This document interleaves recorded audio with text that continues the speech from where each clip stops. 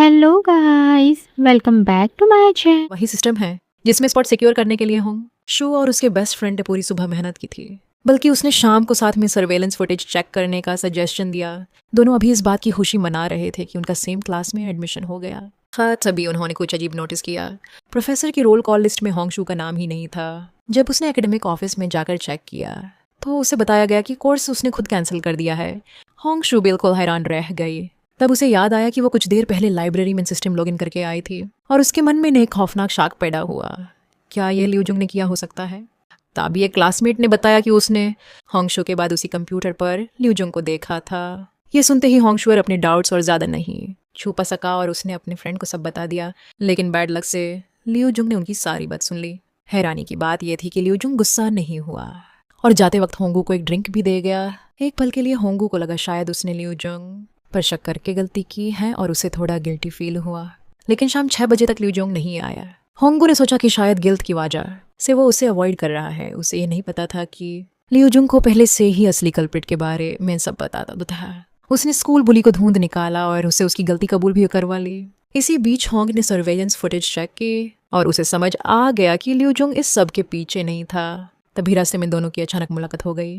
होंगू अभी लियूजुंग पर पूरी तरह ट्रस्ट नहीं कर पा रहा था, लेकिन उसने खुद को संभाला और दिल से माफी मांगी। बिना लियूजुंग के जवाब का वेट किए होंगू ने जल्दी जल्दी अपनी बात समझाई और वहां से चला गया। अगले दिन जब होंगशू जल्दी जल्दी दूसरे टीचर की क्लास में पहुंचा तो वो ये देखकर हैरान रह गया कि रोल कॉल के वक्त लियूजुंग भी क्लास में एंटर हुआ।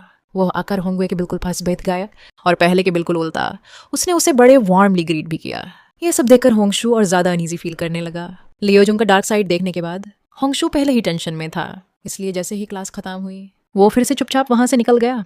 होंगशू को इतनी कोशिश से खुद से दूर भगते देख लियूजुंग बस चुपके से मुस्कुराया। उस दिन भी हमेशा की तरह लियूजुंग ने उसे साथ में खाना खाने के लिए इनवाइट किया, लेकिन होंगे जो अभी भी दारा हुआ था पार जल्दी से एक और बहाना बना दिया। लेकिन अनएक्सपेक्टेडली लियूजुंग फिर भी उसके पीछे आ गया। होंग बेचारा मजबूर होकर ऑकवर्डली फालता, लेकिन उसने देखा कि लियूजुंग थोड़ा पीछे रुक गया था और दूर खड़े होकर वो होंगे के रिएक्शन पर मुस्कुरा रहा था। और फिर ऐसे ही पूरे सेमेस्टर के दौरान लियूजुंग हर बार किसी न किसी तरीके से होंगशू के सामने आ ही जाता था। जब भी वो मिलता उसके पहले लफ्ज़ हमेशा बड़े चीयरफुल होते। लेकिन इस बार जब लियूजुंग ने घड़ी की तरफ देखा तो उसे एहसास हुआ कि अभी सिर्फ 11 बजे थे और दिन अभी बस शुरू ही हुआ था। लेकिन सिर्फ 11 बजे होने के बाद भी लियूजुंग ऐसे बिहेव कर रहा था जैसे होंगे लंच कर चुका हो। तभी अचानक होंगे के पेट से भूख की आवाज़ आ गई और उसका झुट तुरंत पकड़ा गया। वो लियूजुंग से बचने के लिए सीढ़ियों का रास्ता भी लेने लगा, लेकिन फिर भी दोनों किसी न किसी तरह टकरा ही जाते थे। हर वक्त इस तारा घिरे रहने से परेशान होकर होंगे ने आखिर हिम्मत जुटाए और लियूजुंग से माफी मांग ली। अपनी घड़ी की तरफ देखते हुए लियूजुंग ने शांत आवाज में कहा, अच्छा हुआ तुम्हें अब कहीं जाना नहीं है, आज तुम्हें अपनी पार्ट टाइम जॉब पर भी नहीं जाना है। ये सुनकर होंगे हैरान रह गया। लियूजुंग को उसके काम का स्केड्यूल तक पता था। स्कूल कैफेटेरिया बहुत भीड़ भाड़ और शोर से भरा हुआ था, इसलिए होंगू लियूजुंग को पास के एक कन्वीनियंस स्टोर ले गया। लेकिन एक अमीर घर का लड़का होने की वजह से लियूजुंग ने कभी ट्रायंगल राइस बॉल नहीं खाया था।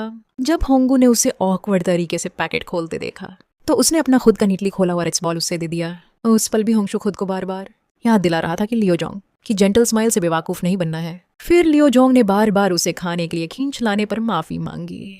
वो बस एक मौका चाहता था बात करने का। जब होंगश्वर ने उसकी आंखों में सच्चाई देखी तो उसकी माफी ने उसके दिल को छू लिया।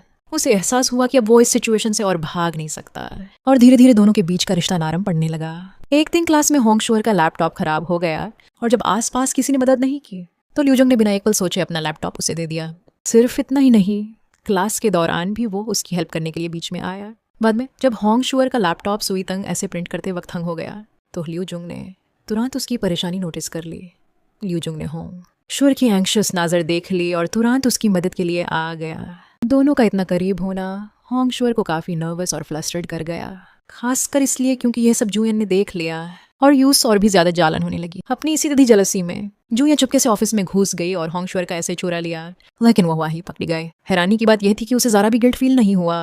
उल्टा उसने होंगशू को धमकी दी कि अगर वो लियूजंग से दूर नहीं रहा तो वो और भी बुरा करेगी। तभी लियूजंग वहां आ गया और उसने सब कुछ देख लिया। उसने होंग से कहा कि वो जल्दी से पेपर सबमिट करे और फिर जूयान की तरफ मुड़ गया और मुड़कर जूयान का ठंडे अंदाज में सामना किया। जब होंगशुअर प्रोफेसर जांग के ऑफिस पहुंचा तो प्रोफेसर ने उसकी कोई भी एक्सप्लेनेशन सुनने से मना कर दिया।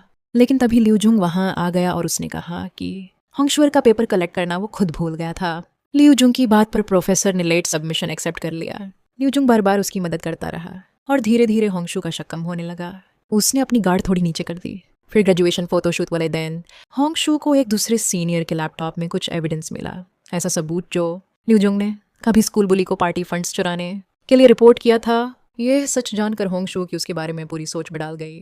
खुद को गिल्टी फील करते हुए खुशू ने ड्यूगू को कनिफायर खरीदने का ऑफर दिया और लियू जुंग ने खुशी खुशी एक्सेप्ट कर लिया। लेकिन उसे ये नहीं पता था कि ये असल में होंगशू के अरेंज ब्लाइंड डेट का हिस्सा था। शुरू में सब कुछ ठीक चल रहा था, लेकिन बीच में होंगे एक बहाना बनाकर वहां से चला गया। जैसे ही लियू जुंग को समझ आया कि क्या हो रहा है, उसका चेहरा ठंडा पड़ गया। फिर उस लड़की की बातों ने उसे और भी गुस्सा दिला दिया। उस रात लियू जुंग होंगशू के अपार्टमेंट के बाहर वेट करता रहा। जब होंगशू हाई हील्स संभलते हुए वहां पहुंचा तो लियू जुंग की बर्फ जैसी थांदी नजर देखकर वो जमसा गया। कुछ ठंडे लफ्ज कहकर लियू जुंग वहां से चला गया और बस दोनों के बीच कोल्ड वॉर शुरू हो गया। उनका रिश्ता फिर से 0 पर आ गया। गुस्सा होने के बाद भी लियू जुंग ने होंगशू को इग्नोर करने की कोशिश की, लेकिन जब भी उसे पता चलता कि होंगशू और किसी मुश्किल में है वो खुद को मदद करने से रोक नहीं पाता था। एक दिन भर में होंगशू को स्कूल बुली और उसके गंग ने घेर लिया। एक क्लासमेट का फोन मिलते ही लियू जुंग तुरंत बर पहुंच गया।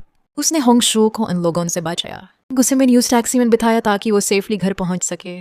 फिर अपनी रिच बैकग्राउंड और इन्फ्लुएंस का यूज करके उसने बुली को सख्त वार्निंग दी और वहां से चला गया। इतना सब होने के बाद भी दोनों के बीच की दूरी कम नहीं हुई।